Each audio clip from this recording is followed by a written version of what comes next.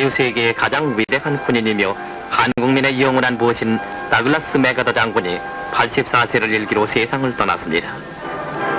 노병은 죽지 않고 오직 사라져갈 뿐이다라고 말하던 맥아더 원수는 그의 말대로 조용히 사라지고 말았습니다. 젊은 나이로 육군사관학교 교장과 육군참모총장을 역임한 맥아더 장군은 2차 대전이 발발하자 군의 복귀에서 일본군에게 치밀한 전략으로 반격을 가해 마침내 1945년 9월 2일 미조리 함상에서 역사적인 일본 항복문서에 서명했습니다.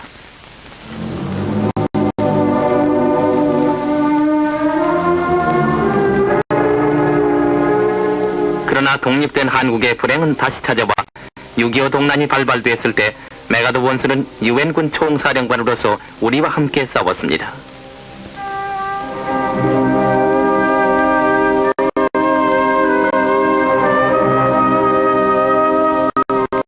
(36년) 동안의 일본 침략에서 광복의 날을 가져다준 맥아더 원수. 그는 또다시 한국 동란에서 인천 상륙작전으로 전세를 역전시키고 공산군을 압록강까지 밀어올려 서울을 다시 탈환했습니다.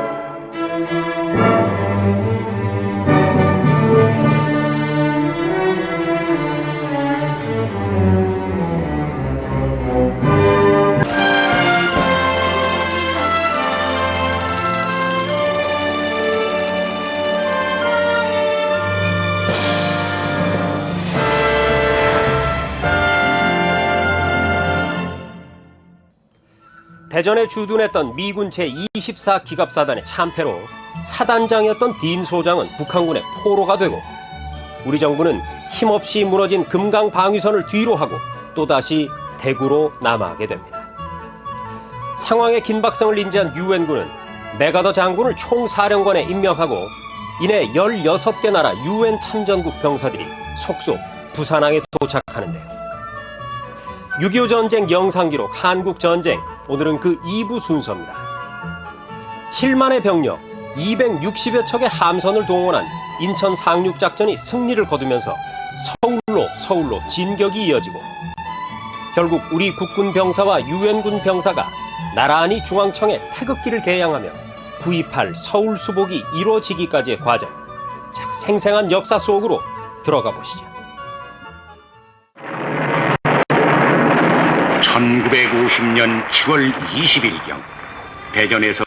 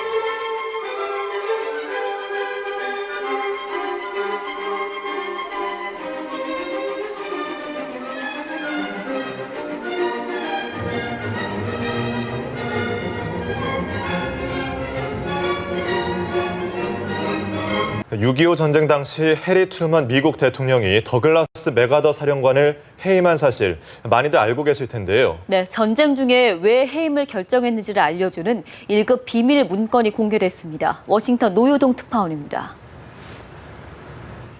1950년 9월 인천 상륙작전을 이끌며 전세를 역전시킨 더글러스 메가더 극동사령관 겸 유엔군 총사령관.